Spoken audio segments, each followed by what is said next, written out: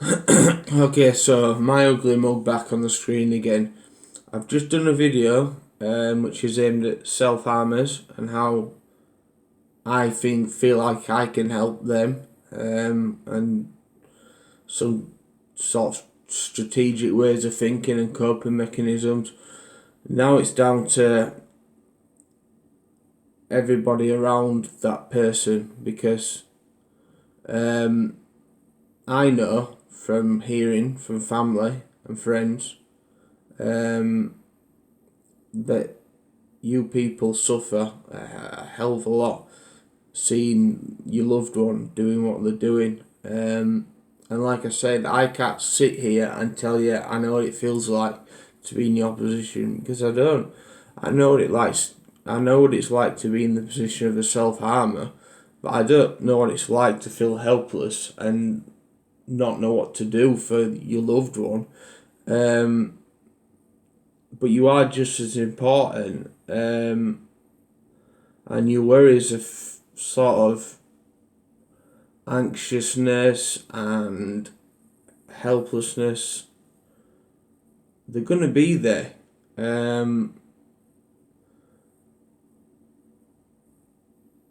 going to be there, and it really sucks. It really does. But what I will say is be fragile, because self harm is a very complex subject. Like I touched upon in my previous video, everybody's ammo, so to say, is for self harm, and sort of the degrees to which they do it too are unique to that person and their DNA. Nobody else's reasons and logic will be the same. It's impossible. They might be similar, but not the same. It's impossible. And they might not be aware of the reasons why they're doing it. They might be coming to terms with it themselves. So that's why I'm saying, I know it's hard. I've been told it's hard by my family, but they've learnt to cut me a lot of slack through years of experience. And there's been times when, I've had big fallouts over the subject, but it wasn't. It just understanding it doesn't come natural to everybody, and some people need that a little bit more time and that little bit more experience having to kind of deal with it and manage it for someone they love, than other people do. Again, that's unique to their DNA. If you do have a good enough relationship with this person that you're worried about, if it's your son, your daughter, your mum, your dad, etc., if you feel as though you can diplomatically approach a subject and you think there's a very reasonable chance that they will open up or give you something back and try and explain it without shutting you out, then you're onto a winner. Because communication between yourselves is an absolute gem, and if you can have that, you are very lucky. I'm very lucky in the respect that I can have that with my family. Not everybody is.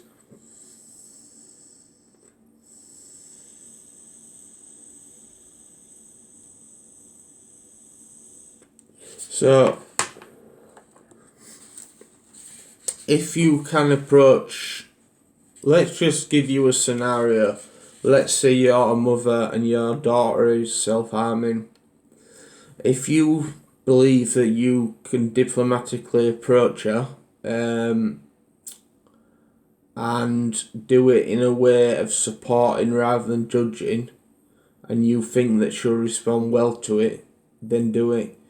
However, if your relationship is a little bit turbulent and her mood is a bit up and down, then maybe it's better not to speak to the person directly. And when I'm using a girl as an example, that isn't me being sexist about mood swings. It was just theoretical. It could be, I don't know, a man, a father and his son. You know, I wasn't hinting at all that women self-harm more than men. I don't really know the statistics on it, if I'm completely honest with you. It's probably relatively even, I would say. But yeah, if you can't speak to the person that is self-harming, just speak to somebody. Like I said in my previous video, to the person that's self-harming, harming, a problem shared is a problem halved. And if you go to your best mate and you tell them what's been going on, I guarantee you'll feel a lot better, because bottling things up just doesn't work. Take it from someone who knows on many different levels. If you bottle something and you bottle it, it always ends up coming out the wrong way. Always. So try to be as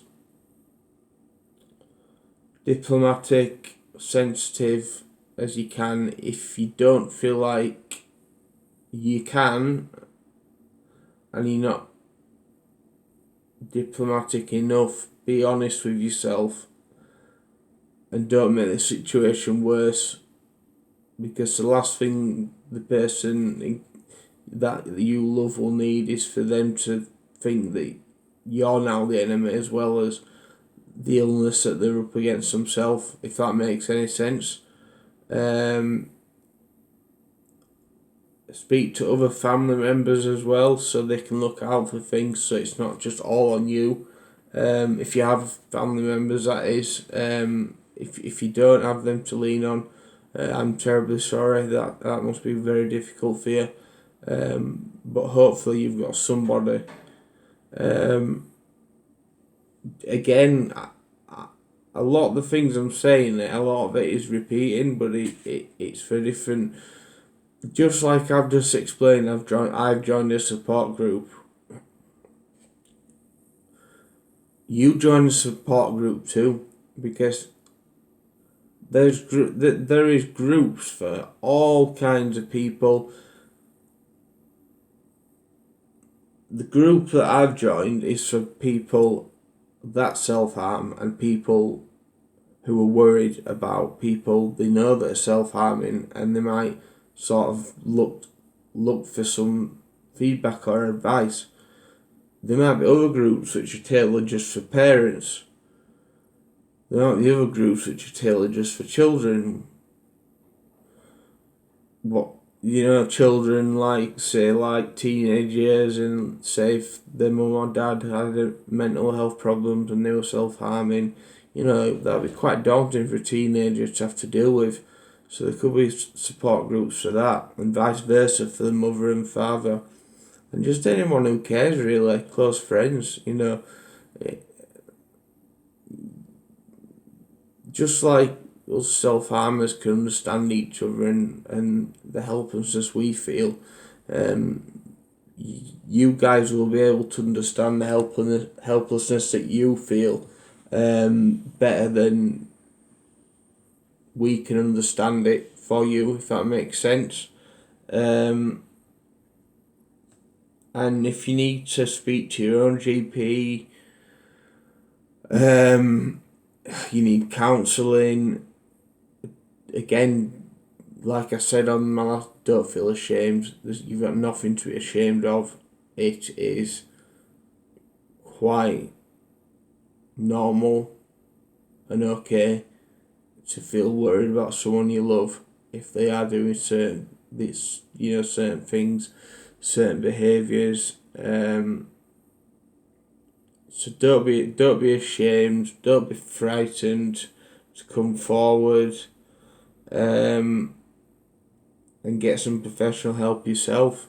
Even you and the person you're worried about could maybe get some professional help together, if you feel like you're up to it. It would take quite a strong relationship to be able to do something like that together. But if you can, I think it one of the best ideas ever, because that way you both be able to understand exactly where the other person's coming from. So don't rule that one out either. You know what I mean? It's a difficult one. It really is. And again, your DNA and how you cope with watching someone go through it will be different to how somebody else copes by watching another one that they love go through it. You'll still all have that alone feeling. And I'm smiling because there's so many similarities between this video and the one for the self-harmer.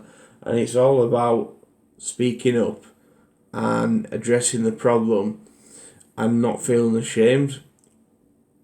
These are the like now I'm speaking out loud in these videos. These are the themes that are coming up. It's all about not bottling things up. And that's what is going on in my brain anyway. I might watch the video back and I might be talking absolute bonkers, but I feel like I've sort of said a few things that could help. I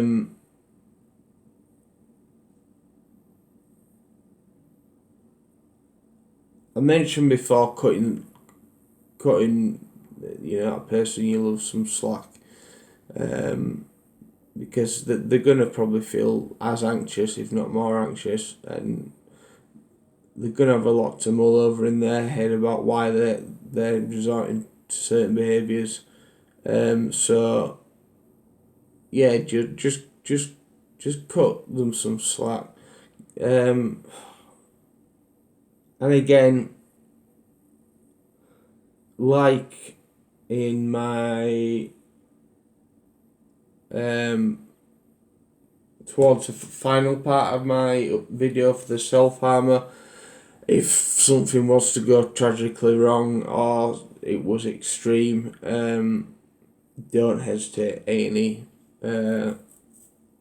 If you need it, ring an ambulance. But hopefully it won't get to that stage. I'd like to hope not anyway. That's why I do these videos, to try not to get it to that point. Again, you might be watching these videos and think to yourself, this guy's talking a load of rubbish, and if you do feel like that, then that's absolutely justified. It's you don't, my way of communicating and trying to help people isn't gonna be the same as maybe somebody else who's trying to help people, and my way won't appeal to everybody, and I'm old enough and ugly enough and wise enough to know by now that you can't appeal to everyone. It's impossible. Life just doesn't work like that. I think just work together, both give each other a break. The bigger the support network around you, the better. You see, I'm very lucky. I've got a lot of family around me that can help me, and friends, and obviously they can help each other. And they have had to help each other a lot down the years. When I've been in comas and that, my life's been on the line. So I mean, if you scroll back and you want to sort of go into suicides and my experiences and why we need to speak up, you can scroll back through my videos. But like I said, this was intended purposely for self-harm, so I'm not going to go into that. That's going to be a different video, for a different story, for a different day. But it kind of fitted in well with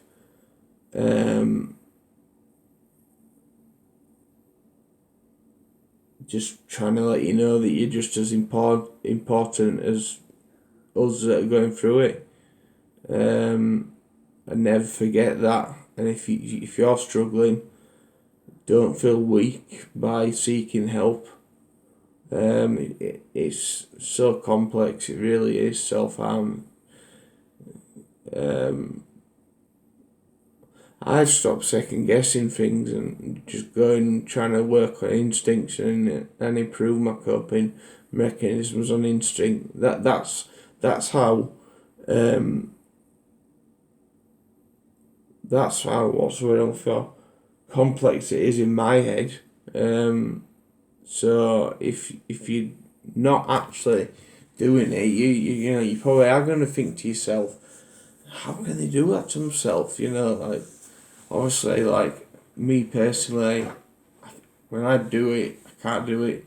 I've struggled to do it superficially. It has to be as extreme as I can get it. And you know, after in the cold light of day, sometimes I think to myself, how did I manage to actually stomach that pain? But that's what happens to me in that moment. I wish it didn't. I wish I could not do it. I hope it never happens again. But I won't be complacent with it and say, you know, one day I'll be recovered. It's self-harm. It's like an addiction. You never recovered alcoholic. You never recovered drug addicts. You always gambling. You never recovered gambling addicts, sex addicts, whatever the addiction, food, anything. Going off on a bit of a tangent here, but the point I was trying to make was you're always going to be recovering, and that's quite important for the loved one to remember that always not have your back up in a way where you can't sleep at night and you feel like you have to watch somebody that you love too closely and frustrate them and all that. But if they are doing well, if they were to lapse, don't say, well, where's this come from? You're doing fine. Because, you know, we can't just snap out of it that easily. But by getting that education yourself, you know, reading up on it, just like I told, give advice to the self-harmer, to read up on it and explore those reasons. You know, you can read up on it yourself and try and explore some of your own kind of coping strategies of how to deal with it, and educate and understand it better, really. So yeah, I think allow yourself compassion, allow yourself to make the odd hiccup because you care, and if you weren't having the odd hiccup in how you dealt with things, I don't think it'd be natural. But just try your best to be as diplomatic as possible because that's your best chance of that person you care opening up to you about what's going on. My inbox is open for anybody. I've said that from day one. Like for someone who's a self-harmer, someone who isn't, my inbox is always open. So always remember that, and let's try and keep up this fight together. Make it a team effort. Because the last thing, you know, we want is to be growing away from people we care about and care about us. It's the last thing we want. So you'll get there, just persevere, and I hope I've been of some help. Thanks for watching, and I'll see you next video. Bye bye.